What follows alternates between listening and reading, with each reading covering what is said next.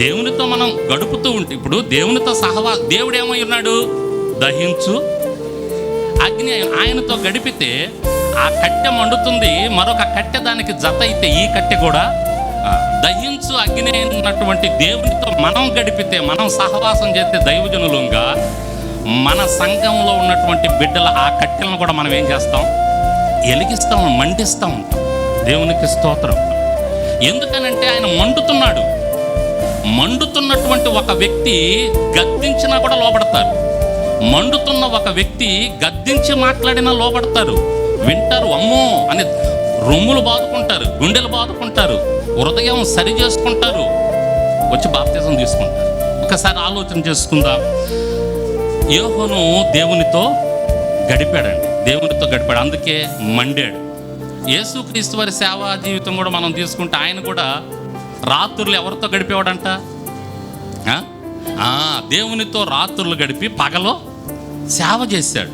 అందుకనే అద్భుతమైనటువంటి కార్యాలు యేసయ్య చేయగలిగాడు. నరరూపిగా ఉన్నప్పుడు, నరవతారిగా ఉన్నప్పుడు, ఆ సేవ చేస్తున్నప్పుడు ఆయన రాత్రులు మనం చూస్తాం కదా. లోక సువార్తలు అనుకుంటున్న మాట ఉంటుంది, ఆయన ప్రార్థన యందు రాత్రి గడిపెను అనేటటువంటి మాట మనకు లోక సువార్తలో కనపడింది. ఎక్కడికి వెళ్ళాడు ఈయన?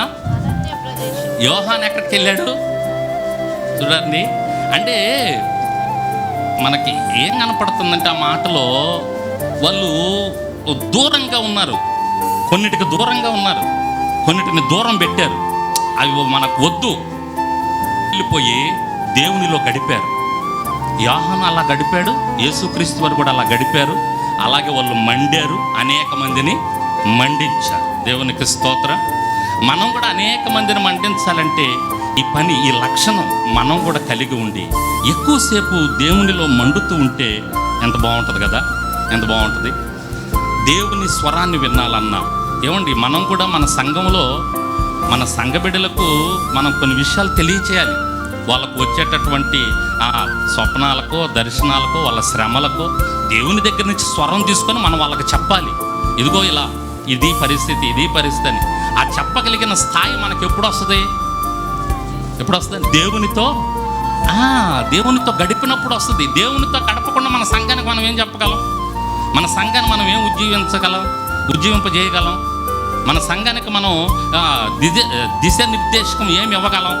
ఇదిగో నేను మండుతున్నాను కాబట్టి నా సంఘానికి నేను చెప్పగలను. నేను మండలేకపోతే నా సంఘానికి నేను చెప్పలేను.